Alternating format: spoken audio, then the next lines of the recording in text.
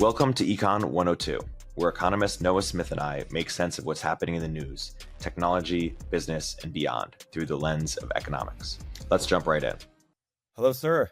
Hey, there you are. Hey, how's Japan? Japan's great, man. Looks like cherry blossoms will be out in the next couple days. Lining up about 7 or 8 book events this week. Amazing. Yeah, it's pretty cool. Awesome. Congrats. How are people responding to the book so far? I know it just came out and you'll do the events this week, but people are actually liking it a lot. Weirdly, the thing that they're most impressed by is my thing about Zakyo buildings. You remember that? Like the buildings with the shops running all the way up? Yeah. For people who missed when we talked about it, why don't you say more?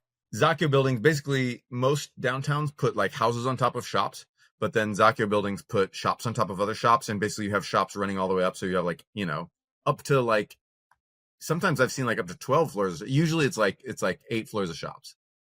And then some short ones have like 4 floors of shops. And so then these allow you to concentrate shops in a very small footprint, in a geographic footprint in the city, which means that you can have nice, quiet, leafy residential neighborhoods very close to incredibly bustling, fun downtowns with just like tons and tons of businesses, restaurants, and stores to discover.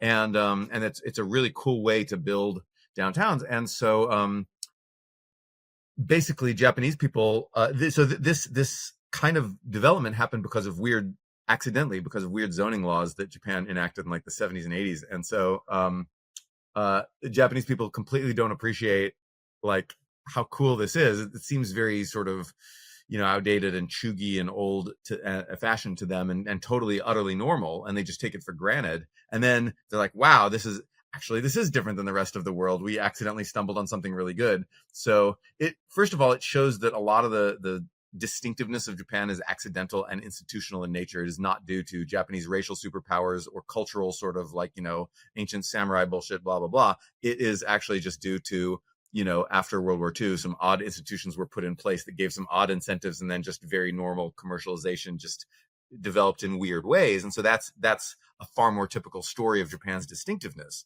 And so Japanese people are now realizing this. And so basically the hope is that instead of, historically preserving Zakyo buildings or something, because now people want to tear down the Zakyo buildings and build a bunch of indoor malls. Sure. And so the indoor malls are considerably more boring and less likely to go, spots are less likely to go to independent small businesses, and they're just less fun. They create a less fun downtown because they're just, everything's trapped within the malls. And so, it's more like a Singapore style. Like no one thinks Singapore is cooler than Japan. Sorry, Singapore. It's richer than Japan, but no one thinks it's cooler. And so basically, what they need to do is develop like nouveau Zakyo buildings that function like the old Zakyo buildings but look cool and new. And so there's a real estate developer called Nomura who really wants to do this and is working to do this. And I think that we should also let them develop Zakyo buildings in America. Wow, fascinating.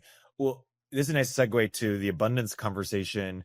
Well, first off, is Japan a country that we can learn from? Like, how do they do in terms of housing and energy and some of the sort of abundance related topics? They do amazing in terms of housing. So Japan builds more housing than anybody else. They just build. Just yesterday, I was in like a historic drinking district that used to be like a geisha district, and I was talking to some like proprietor who knows all the people in the area, and she's like, "Well, the neighborhood's changing so much, because they just put up a whole bunch of big apartment buildings nearby, but what can you do?" And that's the attitude. By the way, for those who speak Japanese, what can you do is obviously shogunai. That's what you say for what can you do. It is what it is, right? It is what it is. And so that's the attitude. Like everyone accepts the need to build large amounts of housing everywhere. And the approval process is done administratively. So they have a bureaucrat in a room checks the boxes to make sure it satisfies the relevant regulations, instead of, just endless lawsuits, like forcing people to do years and years of paperwork like we have in California, like we have to some degree in all of America. And so, you don't have NEPA, you don't have CEQA, you just have a bureaucrat checks boxes. And then of course you get public comment, people can submit their public comments, but then like at the end of the day, the thing usually goes through, not always, but usually goes through, and there's not nearly as many NIMBY veto points to block development. And so you're able to get just housing everywhere. Japanese people, so in Tokyo, despite the fact that Tokyo has grown and grown and grown, Japanese population is shrinking slowly overall, but Tokyo itself, the city has grown and grown because everyone wants to move to Tokyo. And so, but despite that fact, the average floor space available to people in Tokyo has grown by a massive amount. And so that's pretty cool, right? Like, so now Japanese homes, I'm in, I'll show you right now. For those of you who are watching the video of this podcast, this is just like a living room of this like house that I rented, and it's right next to Shinjuku. It's right next to like, one of the most built up neighborhoods on planet Earth. And so, I just walk out of my like suburban style house, and I right there in like the middle of one of those bustling commercial neighborhoods on the planet. And it's amazing. But yet the amount of floor space available to Japanese people is now about the same as in Germany, Britain, France, one of those countries, not as much as America, Australia, Canada, but but a lot. And so that's a huge victory for housing development. Has Japan always been good in housing? Like, what do they, why are they so good? Is it kind of accidental, or are they doing something deliberate that we struggle to do for some reason? Well, there's institutions put in place after World War II. So, we destroyed their entire housing stock with firebombs and nasty shit. And then they had to rebuild. And then, and so they basically made it like really easy to build.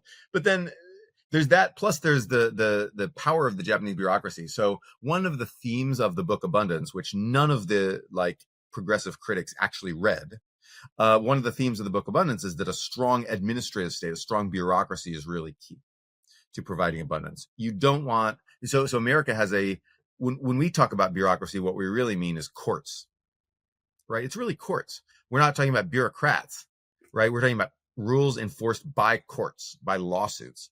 And so instead, what Europe and East Asia use is like unaccountable bureaucrats sitting in an office getting things done. It's the accountability. It's the, accountability to the community that destroys our ability to build, because you have veto points where like a few people who don't want that apartment building in town are able to block it. And so that's what Japan does. It has this strong bureaucracy that just does it. And so that's the main thing, is the administrative state.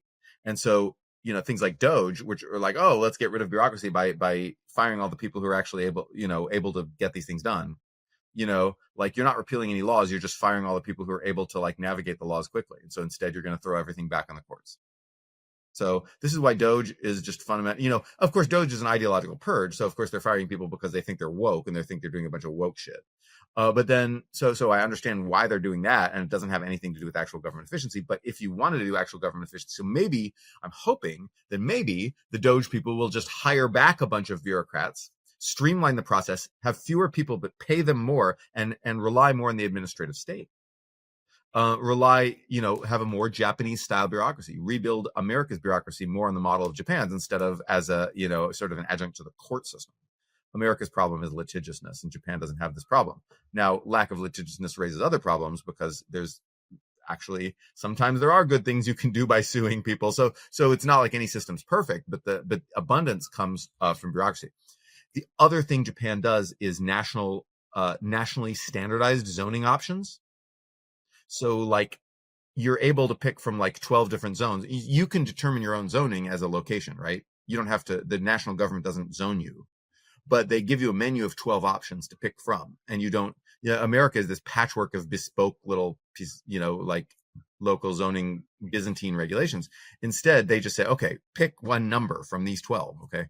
I think it's 12, might be 15. Anyway, you can pick from this menu of options. And so it's really easy. And so there's no so one thing this allows, first of all, almost all the options have mixed use of some sort. So you can have like, even in your leafy suburb, you have like a neighborhood cafe.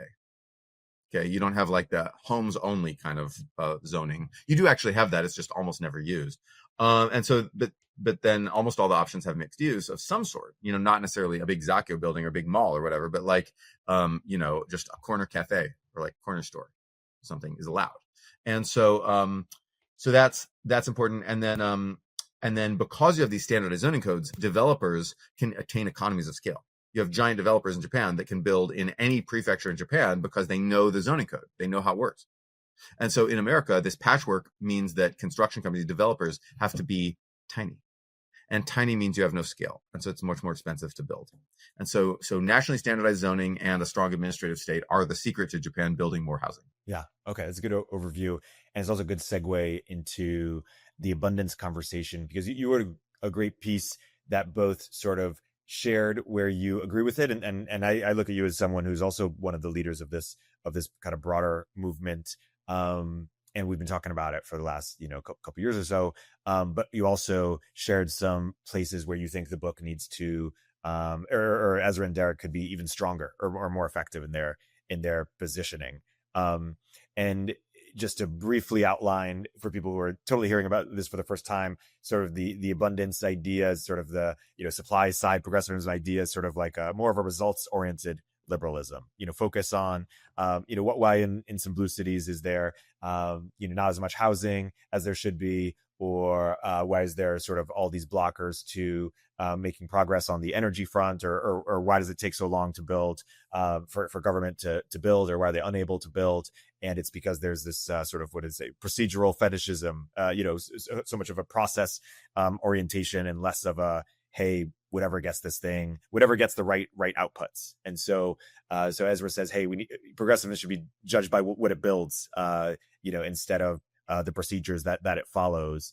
And well, first off, before I get to your critiques, do you think that's a fair characterization, or anything you'd add to that? Yes, absolutely. Yeah, I think that's what they're talking about. Did you read the book, by the way? Have you actually read this book? No, I don't have it yet. I've heard them on all the podcasts, but no, I haven't read it yet. It's good. I have some criticisms that didn't make it into the review of the book. I think that the case for why we want abundance was a little weak and sketchy, honestly. I think sketching out the vision was a little weak. Like, for abundance, you want a future. They did have a couple paragraphs about what abundance would look like, but then I think more on that vision of the future would have been good. And I think that the idea of we deserve abundance because we are Americans and Americans deserve good things would have been something that would have been good to sketch out. Just like humans need houses, like that's fine. There's nothing wrong with that. But this, I definitely think a more nationalistic appeal might have helped. Maybe they think that'll turn off progressives or whatever. I don't know. But I think that definitely the New Deal had a lot of this. Like, you're an American, you deserve a house. You're an American, you deserve electricity. You're an American, you deserve running water, etc. And the New Deal gave people, you're an American, you deserve a road to drive on. And so I think that justification should be more explicitly spelled out. And I think that weaving a more concrete vision of what an abundant future would look like, instead of just using, instead of just talking about the barriers, talk about like, this is the world we could live in, guys. Here's the world we could have. I think they did a little bit of that, but I think it could have been more emphasized in the book. We'll continue our interview in a moment after a word from our sponsors. What does the future hold for business? Ask 9 experts and you'll get 10 answers. It's a bull market. It's a bear market. Rates will rise or fall. Can someone invent a crystal ball? Until then, over 41,000 businesses have future-proofed their business with NetSuite by Oracle, the #1 cloud ERP, bringing accounting, financial management, inventory, HR into one fluid platform. With one unified business management suite, there's one source of truth, giving you the visibility and control you need to make quick decisions. With real-time insights and forecasting, you're peering into the future with actionable data. When you're closing the books in days and not weeks, you're spending less time looking backwards and more time on what's next. If I had needed this product, it's what I'd use. Whether your company is earning millions or even hundreds of millions, NetSuite helps you respond to immediate challenges and seize your biggest opportunities. Speaking of opportunity, download the CFO's Guide to AI and Machine Learning at netsuite.com/102. The guide is free to you at netsuite.com/102. netsuite.com/102.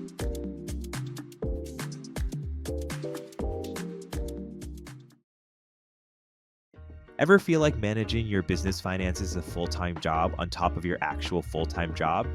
Yeah, me too. That is, until I started using Found. Found is a business banking platform that lets you effortlessly track expenses, manage invoices, and prepare for taxes.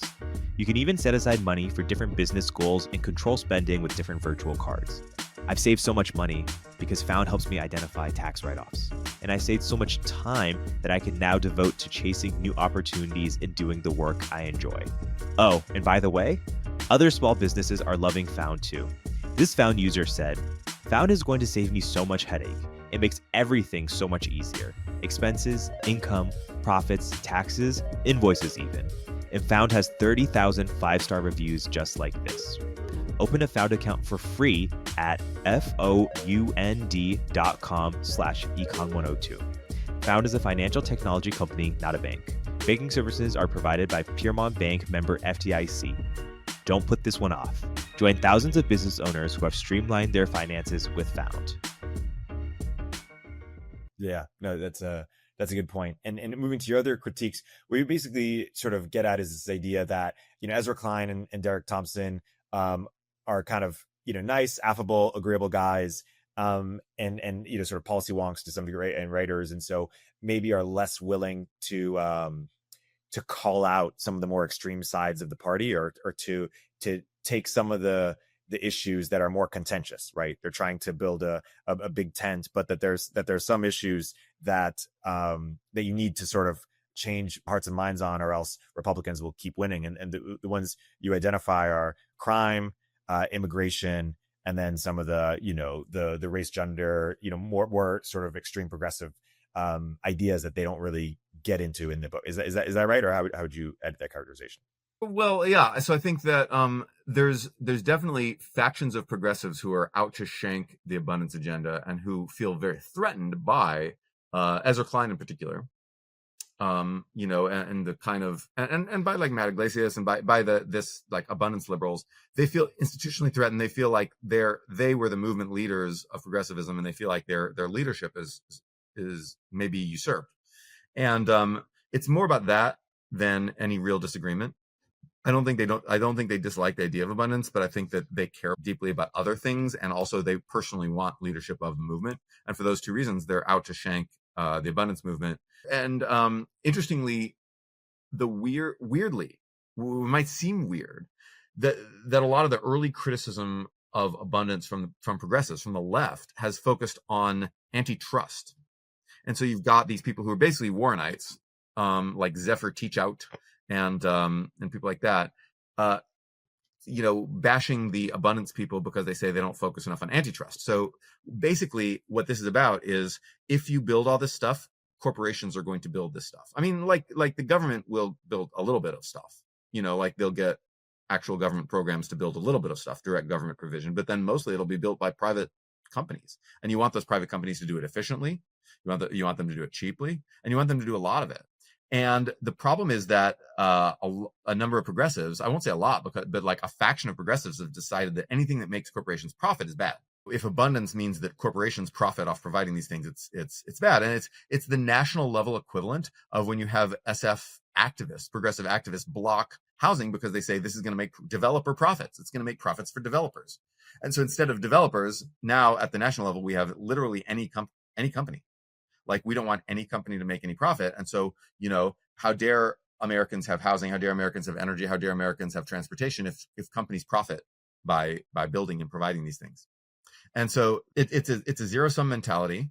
And it's based, I think, heavily on class warfare and status competition. It's the idea that, here's a bunch of law professors who went to college with the Mark Zuckerberg types. And now, they live in nice houses. They have very nice, comfortable, great, abundant lives, but they don't have the money-based status that all the tech bros have. And so they're mad at the tech bro class because of this class resentment within the elite. It's an intra-elite class resentment. And I think that expresses itself through ideas of like, well, what we really need is antitrust. So Zephyr Teachout was saying what we really need to do is break up Google and Meta.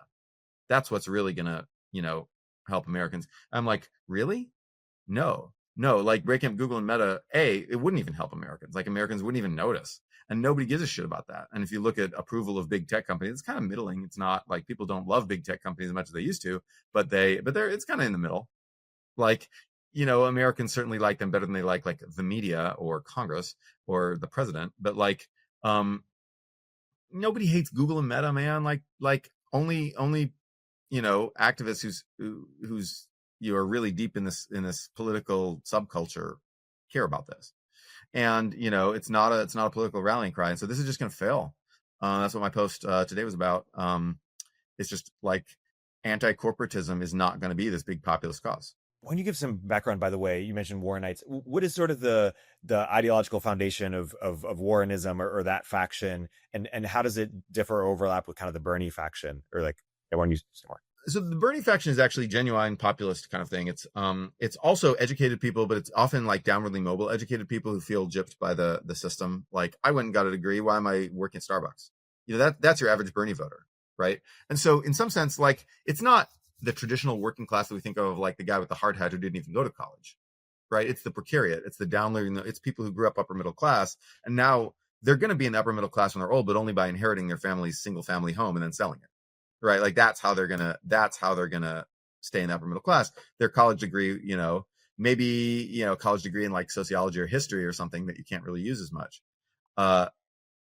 didn't, they thought that America would preserve their class status, just lift them up on the wings of just, I don't know if they thought that far, but they thought that, like, I went to college, I did the things, here's my degree from, like, Michigan State or whatever, like, where's my place within the elite that my parents were part of. And so I think that's your typical Bernie voter, whereas your typical Warren supporter is in the elite. They're successful.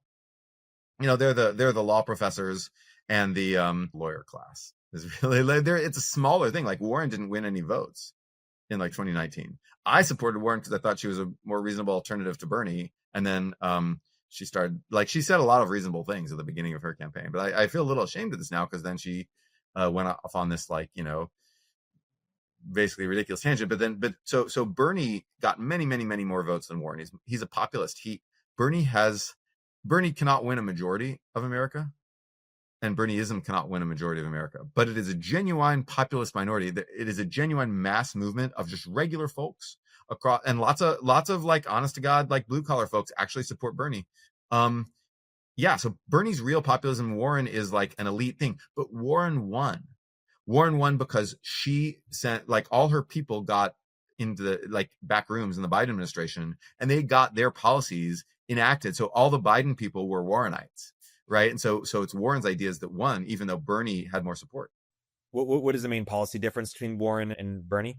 Policy difference, I mean, like, Bernie stuff focuses more on, like, nationalization of industry, I think. So, like, nationalize healthcare, ban private healthcare, things like that. Bernie is more union focused, but more traditional socialism, basically. And they both focus on high taxes, although they've kind of given that up now, which is kind of unfortunate, honestly, because we need higher taxes. But Warren focuses more on anti-corporatism, and Bernie focuses more on sort of like socialism, like just free stuff for the masses. I'm trying to figure out where's the overlap between sort of the Bernie and Warren on one side and like Steve Bannon on the other side. So I would say that like the Steve Bannon people, they or maybe JD Vance or whatever, you see Matt Stoller, who's this sort of like maverick guy who, like, all the Warren people like listen to him, even though he's like this really niche guy, he's even less politically important than I am, which is to say not important. Like, I'm not important, so he's half of not important. But he thinks that he's a popular movement leader, and lots of, the Warren people who are in the tightest little sheltered elite bubble that I've ever seen in my life, like the Warren people. You talk to these people, you're like, have you ever been outside? No. They think like Matt Stoller's in the street waving like a banner, and there's like people, like normal people following him, even though they can't quite imagine what a normal person's face would look like. There's your cold open. And so then, they have no idea of what populist movement would even be like, or, like, to them, a lawyer is a normal person, is an average person. Like, to the Bernie people, like, a normal person is like someone who might have been a lawyer, but instead is working at Starbucks. And to Warren, the normal person is just a lawyer, my friends, and so anyway, I don't know. I get distracted myself with this humorous rant. No, Steve Bannon and Warren and yeah. Okay. So these guys attack big tech companies when they think they're not being conservative enough, and so you saw some joint attacks on like on Twitter back in the day before Musk bought it. Like, they're like, oh, Twitter's too liberal. You saw some attacks on Google, like Google, a bunch of libs, like they put some thing in where if you search for like swimsuit model, you'll get like fat women.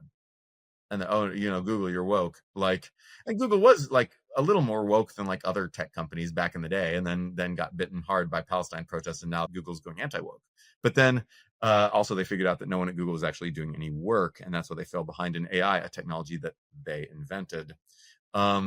So anyway, that all happened, but then so there's been occasional like rightist sort of attacks on big tech businesses, but I think it's mostly just when it's politically motivated, like because they thought they were woke, and so that sometimes dovetailed with this anti-corporatist agenda, and you got Matt Stoller saying nice things about JD Vance, and so otherwise I think there's not a lot of overlap.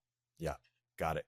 Makes sense. Yeah, it is interesting. I've wondered how big of a faction is like Bannon, or like who has more power, like the tech right or like the MAGA right in sort of the right. Like what's the way? Because I listened to Bannon on Gavin, and Bannon is like very anti-tech. He's sort of pro tariff. He calls himself an economic populist, and I don't know if that's this if that is like the same thing as when Bernie calls himself an economic populist. So Bannon's faction is on the outs. So they lost a lot of institutional power. Their people would be like Stephen Miller, the anti-immigration guy. He's their guy, which is ironic because he's Jewish, and like they've got a lot of the like anti-Semites, like, but yet they're being led by a Jewish guy. Anyway, Michael Anton's one of their guys, and I think that they will more and more coalesce around JD Vance as a guy, even though he's a tech guy. But he's the guy from the tech right who will be able to like support them because he said nice things about like Appalachia, which none of these guys are from. These guys are from Ohio and SoCal. They're not from Appalachia, but he said nice things about Appalachia. Actually, he said mean things about Appalachia, but he said nice things about wanting to help Appalachia. Right. And I guess what I'm curious about is how much of the right is truly economic populist. Like, if Vance is the guy in 2028, is he really going to ramp up the economic populist language because that's what the base wants? Or I don't actually know that. So, like, I've seen a lot. Like, I think there's honest to God economic populists on the, like, you can call them the alt-right or whatever, like, who basically are like, blue collar white guys work hard. Everybody else is lazy and sponging off of us. Like, why should we go to your fancy fucking college and, learn your gender studies bullshit? We're like, learn to plumb and like have a local little mini construction business or like do roofing or whatever. Like there are those guys, like the working class white man works hard, whereas the working class black man sponges off of me with welfare. Which is, not really true, but it's a thought that people have had for a long time. And so then there's not a lot of working class solidarity there. But certainly there are those guys, some of those guys. But I think that like a lot of the support for that sort of alt-right faction comes from, young guys who are sitting there in front of a computer thinking like, why won't women bang me? And the answer is because you're sitting in front of a computer and, like, I'm sorry to break this news to you, but having sex involves being in physical proximity instead of looking through a computer screen. This may surprise some people of Generation Z, but then you see all these like young right-wing guys who are like, you see a lot of young right-wing guys who are just like upset about this like the concept of the idea of not being able to get laid. Now, this is not new. So I just read a post by the blogger Cartoons Hate Her. I forget what her real name is. Yeah, I saw you. That Doge is about sex. Yeah, so that post wasn't about Doge at all. It was about like how like there's a lot of young right-wing guys who are very upset about the idea that they're not able to get laid. And I sympathize with this because when I was like 22, I was very upset about the idea that I wasn't able to get laid. Actually, I was able to get laid, and yet the notion that there were forces out there in the world stopping me from getting laid as much as I want. Cause like, honestly, if you're a healthy, 22-year-old man, you can't, it's impossible to get laid as much as you want. You will always want more. And that's just the way your hormones work. And so like, sorry, and then there's no satisfying you. And so, but then you imagine there's dark forces out there. The forces of society are cock blocking you. And then you get mad at whatever that is. And that's the basis of the politics of every like man between the ages of like 18 and 24. Right. And then you like actually get like a long-term girlfriend and you're like, oh wait. So, but I think that this Cartoons Hate Her, whatever her, I forget what her real name is, but she is basically like a suburban stay-at-home mom who just like, it's like if you talk, that blog is like, if you actually talked to your mom about sex and she told you the truth. Like, that's what that blog is, and it's great because like people don't talk to their moms enough about sex. Like you actually, like, this could actually benefit a lot of people. But that's what that is. And so she's basically telling people like, look, this imaginary return to the 1950s, when women couldn't work. I mean, the truth is, so by the way, the truth is that women could work, and like half of women did work back then. And it was just a working class thing. Like the blue collar women were working back then. It was the white collar women who were not working. It was the educated upper class women who didn't work because their husbands made a lot of money and they could afford to be stay at home moms. There was a culture of stay at home mom, but this idea that like if you were just a Joe Schmo factory worker, your wife wouldn't work is wrong. You needed money. You were constantly like fighting to put food on the table, and your wife had to go work part time and help. You were not living the Ozzie and Harriet, Leave It to Beaver, dream. Yeah. Brady Bunch dream. If you were working class, your wife had to go get a part-time job. You aspired to a world in which your wife didn't have to work, but she did. And that was what the 50s were like. And so, but a lot of these guys, these guys who are, 22 and frustrated are sitting there imagining, if we return to this mythical like Brady Bunch world that I've seen on 50s TV, except you haven't because you never even watched the program, so you don't know what they're like, but you just sort of imagine it in your mind because you've seen a bunch of advertisements. By the way we imagine the past is through advertising.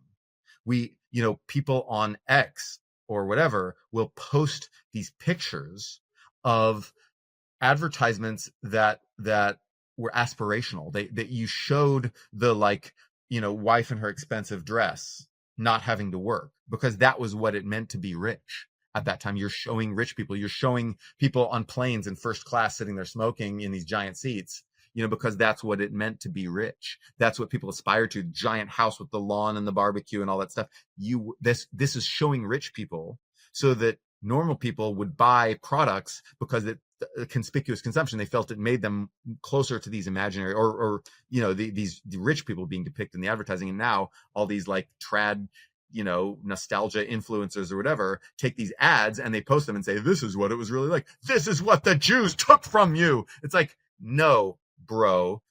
First of all, like Jews were aspiring to the same shit.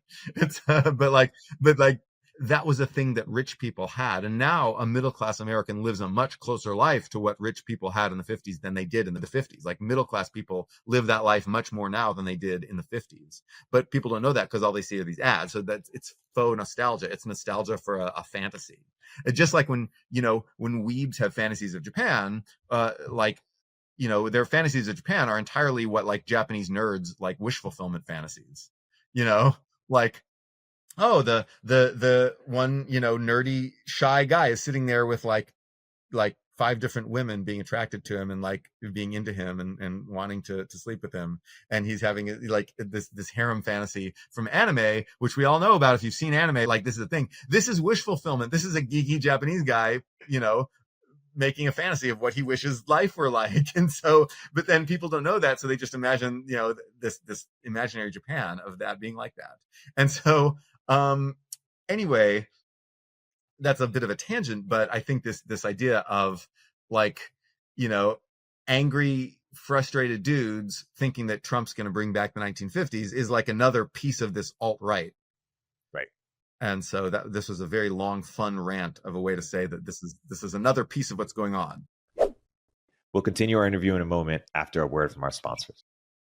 Every time I hop on the 101 freeway in SF, I look up at the various tech billboards and think, damn, turpentine should definitely be up there. And I bet I'm not alone. In a world of endless scrolling and ad blockers, sometimes the most powerful way to reach people is in the real world. That's where AdQuick comes in. The easiest way to book out-of-home ads, like billboards, vehicle wraps, and airport displays. The same way you would order an Uber. Started by Instacart alums, AdQuick was born from their own personal struggles to book and measure ad success. AdQuick's audience targeting, campaign management, and analytics bring the precision and efficiency of digital to the real world. Ready to get your brand the attention it deserves? Visit adquick.com today to start reaching your customers in the real world. Again, that's adquick.com. Totally. Well, first, I just want to say that the forces of society are trying to cock block you is good blog post for an incel trying to get engagement. No, it was a good rant. Anyway, but here's my message to young men, all 5 of you who listen to this podcast. All right. We're still like in their early 20s. My message is that society does not want to cockblock you. What society wants to cockblock is women. Much of our entire society is oriented around preventing young women from going out and getting laid. Like, there are massive, massive edifices, whole edifices of human society, like saying, women, keep it in your pants.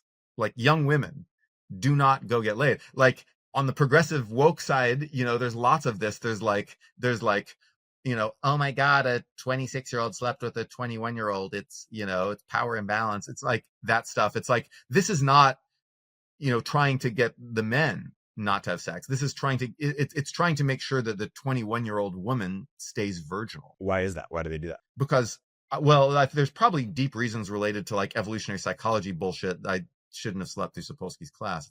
No, there's probably, I got an A, shush. Anyway, no, there's probably some like ev psych thing about like, gotta preserve women, young nubile women's fertility, blah, blah, blah, blah, blah. But I don't know. It's just become so culturally ingrained. It's hard to distinguish biology from culture anymore. And the point is that like society is oriented around keeping young women virginal. Like there's this whole idea that if like a 21-year-old girl sleeps around, she's a slut. Like if a 21-year-old guy sleeps around, yeah, bro. It's this idea of preserving women's virginity as this like, this like precious thing to be preserved. You like you lose your virginity, and then like what's your body count? It's like, oh no, you slept with 5 people, you're spoiled, you're ruined, you're used up. It's like society is oriented around, and like if you read accounts of small town America in the 20s, like the book Main Street by Sinclair Lewis, which is a great book that everyone should read. If you read this, it's all just like old women trying to like cockblock young women. I use the word cockblock in the ambiguous, like gender neutral sense here, but it's all just like old women spying to make sure that like young women aren't going out. Like, none of the onus was on the man. And of course the woke people want to put some of the onus on the man here too. It's like, oh, you slept with a 21-year-old girl as a 26-year-old man, you're a rapist. Like, no, like you're not. I mean, maybe like if you rape someone, then you're a rapist. But like if it's consensual sex between a 26-year-old and 21-year-old, you're not a rapist at all. But like they're using this language of consent because that's the only language they know to restrain human sexuality. But the sexuality they're trying to restrain and protect is still the woman's. It's still like, you evil man, how could you take this precious purity from this woman? Right. Fascinating. That's the method, that's the message, and they're using the only language that they know from progressive politics to do that. But the point is still on keeping young women from going out and getting laid. Right. And like society is set up to cockblock young women, and yet somehow like young women aren't in revolt about this the way that like young men are in revolt against the imaginary dark forces keeping them from getting laid. But young women just kind of like sigh and accept this. That society is keeping them from getting laid. Fascinating. Okay, so this was part of this broader conversation of the differences between sort of the. I mean, okay, no, wait, hold on. You are younger than me. You know more young people than I do. What am I right? What do you think?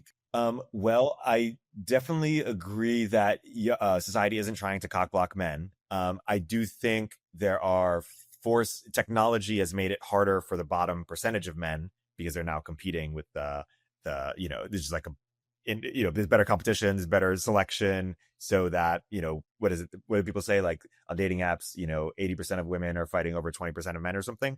So if you're in the bottom percentage of men who don't ever get on dating apps, that might be different than it was like 50 years ago, where it was they didn't have access to those top men, so they had to date somebody, and they were more reliant on men. So maybe there's some factions that make it difficult for the bottom percent of men. Anyways, that's your point around sort of society trying to cockblock women. That's interesting. I haven't heard that before.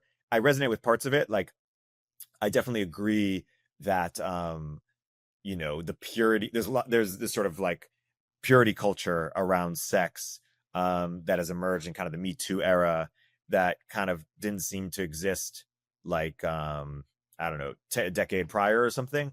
That I think it's all relative to, like, I think, we were definitely more strict probably in like the 50s or something, or or the 60s. Like, casual sex used to be sort of really criticized, right? Or sort of shamed more than it is today at some point. So I think it's kind of like relative to it, 20 years ago, 15 years ago, I could see that. But relative to like 50 years ago, it seems less. Does that seem right to you? Yeah, I think that's right. I think that a lot of the sort of progressive anti-sex, like woke anti-sex culture, is trying to find a way to rebuild anti-sex, strictures against women that were back in the day. You had like small towns to police people, and you had like religion as a reason, or you could have other, like, people didn't even necessarily say like Jesus is against casual sex. Like they just said like, this is immoral. It's like there was this just general culture of this is immoral, and people policed it, and they were able to police it because everyone knew everyone in a small town. You could just keep your eye on people, and then that's why people went to the big cities to escape, so they could have sex without the prying eyes of the elder people who would call them slut. And so like but everyone still does this. Like go to New York right now. It's like New York, there's all these people who are like sleeping with 5 different people at once. That's like kind of the Sex and the City culture of New York. And of course everyone from like, 20-year-olds to like 40-year-olds are doing this. But like in New York, but it's because the big city offers this anonymity that small towns do not. Like, and so the suburbs, do not. Like, people know each other. It's more human network. It's more of a, anyway. And so I think that, I forgot what I was saying there, but then I think that's. Oh no, we're talking about sort of purity culture, and I was saying how, it's definitely more sort of stringent than it was like 15 years ago, but less than it was like 50 years ago or something.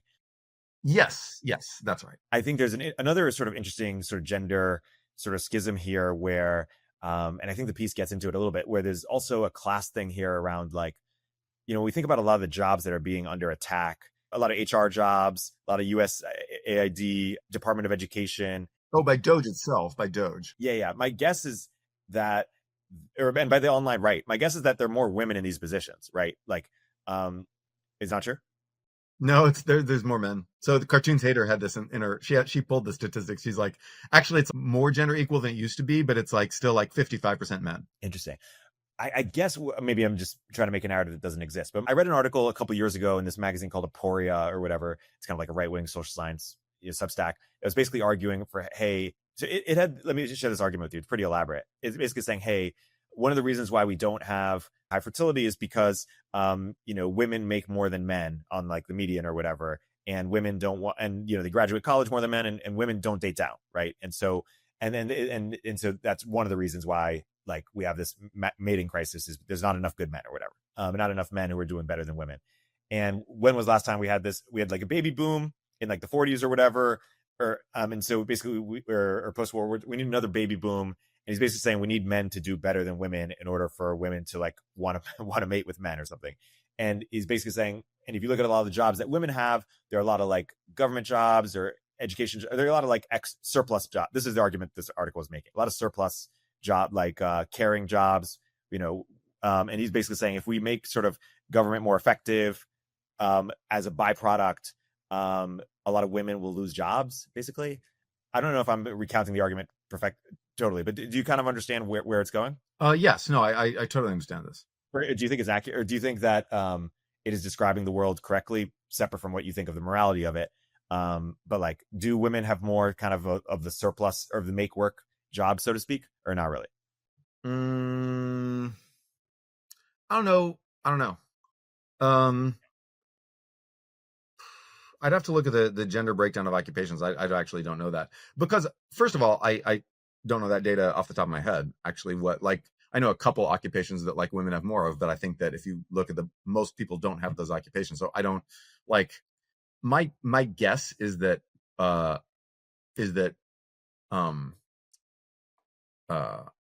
it's about equal.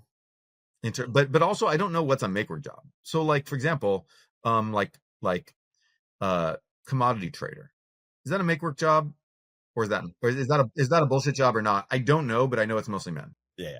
So I don't know about that. So like, if you look at which jobs are like make work, if you look at, like, for example, the nonprofit industrial complex, like, a lot of that is crap and needs to go, and that's going to be heavily weighted toward women. Yeah. So that's one example. That's one example. Yeah. That's an example of what this person, the Poria, whatever, is talking about, right? That's an example, but not that many people actually work for that. Like, that's not actually as big a deal. We talk about it because it's representative, right? So like, if I told you that, like, I know some woman who's really into like science fiction, and she like wears glasses, and she got a good score on the SAT and blah blah blah, all these things. Is she more likely to be a rocket scientist or a waitress? And you'll be like, well, rocket scientist, of course, that sounds like a rocket scientist to me, but wrong, because there's almost no rocket scientists in the world, and there's a ton of waitresses. It's called base rates. It's called Bayesian base rates. And so the representativeness fallacy is that we think that we pattern match, and we don't think about like how common things actually are. So there's not actually that many people working in the nonprofit industrial complex. Like, it's corrupt, and it's often useless, and but the number of people working in that is like not that big, honestly. And so if you just cut off all the government funding, so for example, we talk about San Francisco corruption, right? San Francisco shovels more money into nonprofits than like any city, but yet it's like a 1/12 of the city budget or something. It's like, if we cut all those people off, like, it's not going to wreak huge changes on our city. It's just high profile, and it's sort of like this. It's this high profile thing, but it's not like a huge part of our world. And so, like, if you talk about like public school teachers, that's heavily weighted toward women. That's incredibly important job. Like, that's incredibly important, even if you think public school is just daycare. If you talk about daycare workers, if you talk about like, so nurses and healthcare workers and things like that, or like those are like receptionists, these are all jobs that are going to be heavily weighted toward women. And those are all jobs that are obviously not make work. Yeah, that makes sense. Or like servers, and like there's more waitresses than waiters, right? That's not a make work job. Like, give me my food. You know what I mean? Okay, going back to abundance a little bit, why is anti-corporatists that unpopular? Like, wasn't Occupy in 2008 popular, or like, what's sort of or is anti sort of corporation always been kind of unpopular? Well, people get mad at specific kind of corporations. People will get mad at landlords. Right. People get mad at the finance industry when the finance industry crashes our economy once in a blue moon, right? Like, no one's marching against the finance industry now. Right.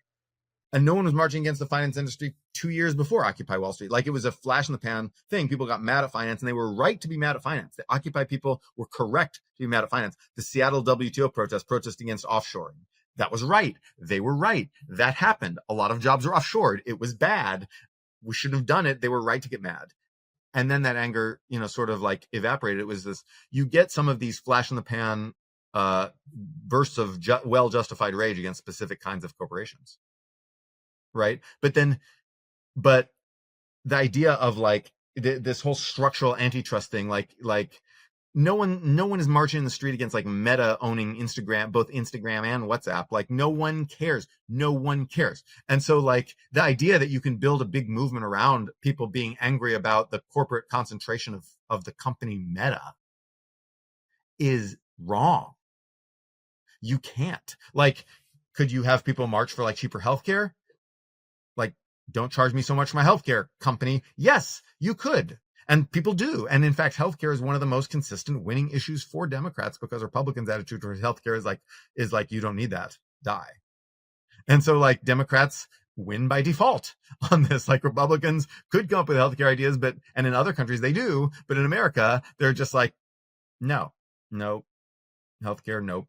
And then so Dems win by default. So people do get mad, and people get inappropriately mad at health insurers who are just sort of like acting as a pass through for the people who are really overcharging you, which are healthcare providers. But those are also companies, like companies are really overcharging you, and there is a lot of monopoly power in that sector, and it has nothing to do with Meta owning Instagram and WhatsApp. All right. And so people do. There is anger against specific companies out there, and I just think that the Warrenites are not succeeding in harnessing it. The Bernie people do a little bit better at that. Right. Yeah. Interesting. So here's a question. Why didn't the abundance book kind of like, why wasn't it more like a pro free market book? Like, bring in some Hayek or Friedman or something. Like, why wasn't it like, if the right, sometimes does better at abundance than, or, if Texas is better than California, etc. Like, why not bring more? Like, do you think a pro market sort of theory of the case is compelling, or what do you think about that positioning? Well, here's the thing. Like, the truth is that half of the things preventing abundance in America are like, too much government, and the other half are insufficient government. And when you say it's more about insufficient government, it's when we outsource to nonprofits or whatever. Well, we outsource to nonprofits, but we more than that, we outsource to the courts. It's insufficient administrative state, and they spend a lot of time talking about this in the book. The reason why Japan has all these houses is because they have bureaucrats to like make sure these houses get built. Right? It's not they don't have more laws against. They don't have fewer laws against building housing than we do. The laws are less complex. So yes, they do. Okay, they do have fewer, not necessarily fewer, but simpler laws, right, against building housing. But then what they don't have is lawsuits to stop all this stuff. Right? They don't have as much like single family zoning as we do. So there's an element of like more libertarianness, and there's also an element of like state capacity. Right. And if you look at Tyler Cowen and what he's been writing about, like he says, state capacity is essential for libertarianism. And how does he define state capacity? The like administrative state. You need basically you need a bureaucracy and bureaucrats to get shit done. Right. Right. You say more bureaucracy. When we use the word bureaucracy, we use that to mean two different things. We use that to mean rules, and we use that to mean the people who make sure the rules don't stop you from doing things. Right. And we have too many rules and not enough people. Right. We have too many rules and not enough like rule wranglers. And so government spend is what, like 35-40% of GDP or something? Like that includes no, because that includes transfer payments. So government spending, if you compared it to GDP, would be that much, but the amount of government spending that actually goes into GDP is much smaller, because most of that government spending is simply, I take money from one person, give it to another person. That's not GDP. Nothing was produced. That was redistribution. And Social Security is redistribution from your present self to your future self, but also just from the young to the old. And then like, Medicare is redistribution from like the old people to like the sick old people. And then Medicaid is just straight up redistribution. And then like a lot of our government spending is redistribution and transfer, we call it transfer payments. And that stuff doesn't get counted in GDP because nothing got produced. Yeah. That makes sense. So you're saying a pro market position that's just not enough, is not sufficient. It's half market and half better government. Right. And so if you're procedurally ideological, if you say, I want to, what I want is bigger government, you're going to ignore the half of, or exacerbate the half of the, maybe you'll make headway on the problem, on the half of the problem that needs bigger government, but you're going to make the other half worse. You're going to exacerbate the other half, right? Because you're going to make all the big government problems worse, and so like, if you're like, I want smaller government, I want to slash the government, well, then you're going to slash the administrative state, and you're going to make that half of the problem worse, even as you slash rules and make that half of the problem better. So you're going to spin, no matter which side you're on, you're going to spin your damn wheels. And so that's what we need is people who, what we need is an attitude of results over procedure. We need outputs instead of inputs. Instead of saying big government or small government, what we need to focus is get me the stuff. The name of this episode is get me my food, get me my stuff, give me the stuff. And so that's what we need. I love that. But help me understand on the housing example, how do bureaucrats help make more housing there? They approve projects. They sit there and say, okay, check. This project goes through, stamp, do it. Right. But if there weren't regulations in the first place, there wouldn't need to be. I don't know how construction works. Is it? That is correct. If you had complete anarchy, then you'd have people building on stuff, but you'd also have people like, robbing the shit out of that. But anyway, no. So people absolutely demand regulations on stuff. People do not want toxic sludge in their backyard. Got it. Okay. And you wouldn't. You would fight like hell to stop toxic sludge in your backyard. People do not want people do not want like a noisy factory next to their nice single family home in the suburbs. People will fight like hell to stop that, right? People demand regulation in the housing. People demand it. But if you have very simple ass rules that are just get box checked by a guy in an office, that's much better than like years of lawsuits and like bespoke weird regulations to like block every little thing you don't want. And so that's the way Japan does it is just better. You get more housing and it's all nice. Japan has tons of regulations. It's nice because of regulations, but because they also have people who make sure the regulations aren't onerous, that they just get quickly and efficiently solved. Yeah. Okay. So we need more government to help approve things that the government has help let me start over. We need more government to help the process move smoothly. The process, of course, was implemented by the government, but as you say, sort of people demand that there is sort of regulations. Otherwise, we would end up with toxic sludge in our backyard. So yeah, the system needs to sort of work itself through. I want to spend the last 5 minutes of this podcast talking about your other post, because I thought it was interesting. The headline is Dems can be moderate and they can also fight. And moderate implies often implies not just a sort of policy position, but also a tone, a non-fighting tone. And what you're saying is you need both in order to win. And this is where someone called you out, or someone you quote tweeted you on Twitter, and you thought this was a good example of it. Of hey, because you were asking Dems to be moderate on crime, immigration, and kind of some of the race and gender excess. And someone was quote tweeting and saying something like, "Hey, but then this isn't progressivism anymore, or like this isn't the stuff that matters." It was on Blue Sky. Oh, Blue Sky. Okay. Of course, on Blue Tarsky, as I always read it by accident. So what? Anything else you want to say there? I guess another question is like, how popular is the abundance ideas? Like, does it have a constituency? Et cetera. Well, I think it has a big constituency, but abundance is not the platform for resistance against Trump, and it doesn't seek to be. Okay, but it can be like so actually that maybe that's wrong. So what people want to fight, like people don't want the damn tariffs. That raises people's cost of living, and Trump is doing a lot of stuff that's going to raise inflation. That really affects people's cost of living. People don't want stuff to be more expensive. So in that sense, abundance can be the platform for resistance against Trump, right? Abundance was the platform for resistance against Biden, right? People were like, how dare you raise my cost of living? And so they got mad and they threw Biden out, or they threw the Democrats out. And so that can also be a platform for resistance against Trump. And people are mad about that. People are honestly mad about that. And they should be mad because it's stupid. Why are you putting tariffs on Canada and Mexico? That's not going to help American jobs. It's going to hurt American industry. And it's just going to hurt Americans. It's going to make stuff more expensive for Americans, make Americans poorer and live shittier lives while not actually reindustrializing our country. So stop it. Stop doing that. And anyway, that can get people. So that's the part of abundance that can form the basis of resistance to Trump, because it's resistance to the tariffs. But beyond that resistance, I think also abundance can give people this hope and optimism for the future. Once we get rid of Trump, what kind of things can we do? Everybody can have cheap housing and healthcare and transportation. Yeah. Should we close on that, or is there anything else about abundance that we haven't yet spoke about, whether it's the critiques or? No, I think that's pretty much it. I think, we covered that pretty well. Yeah. Awesome. Well, on that note, have a great rest of your trip in Japan, and I'll see you when you're back. All right. See ya. Econ 102 is a podcast from Turpentine, the network behind Moment of Zen, In the Arena, The Cognitive Revolution, and more. If you like what you hear, subscribe and leave us a review in the App Store.